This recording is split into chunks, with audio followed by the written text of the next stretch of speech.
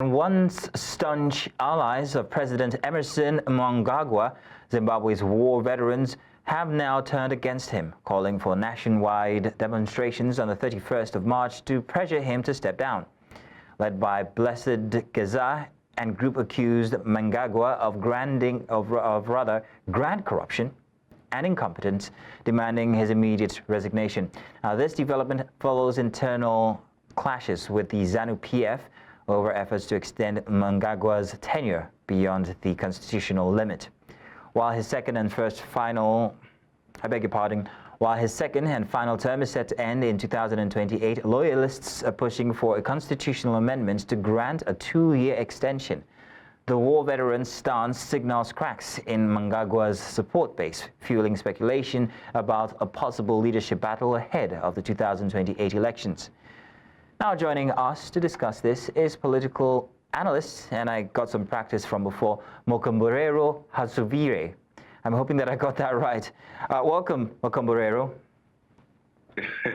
Yeah. Thank you. Good afternoon. Thank you very much. Now, how do these tensions reflect the broader political dynamics in Zimbabwe, particularly within the ruling ZANU-PF party?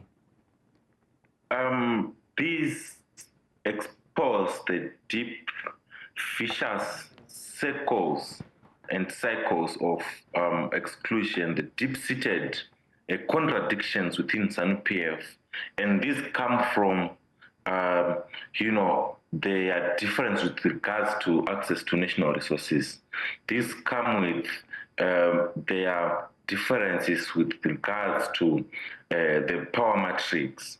As we know, Emmerson Mnangagwa's constitutional term is supposed to end in 2028, and there is another faction which is vying for, the Vice President Emmerson, Constantino Chiwenga, who is a former Army General.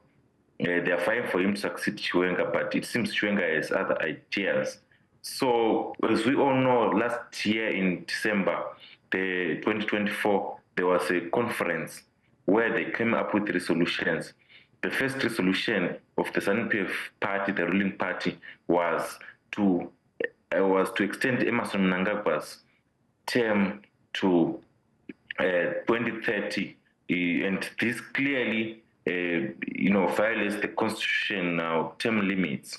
So the other faction knows that maybe Emmerson Mnangagwa is buying time to anoint his successor of his own choice. Rumors are that maybe it's his son who's not yet of presidential age, maybe 40 years. Well, so Makomborero, because of a lack of time, I'm going to have to ask real quick, how has the government responded to the war veterans' call for protests? For protests? Yeah, the government obviously it has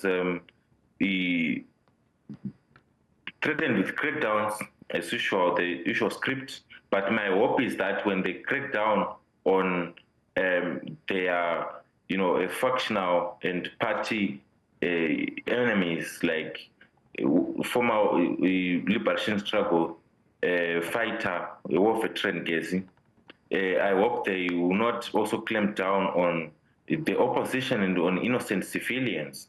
As we saw, a journalist, Blessed Geza, who was imprisoned for simply carrying out his duties, for simply carrying out his professional duties as a journalist by interviewing Blessed Geza. So I just hope it doesn't happen that way.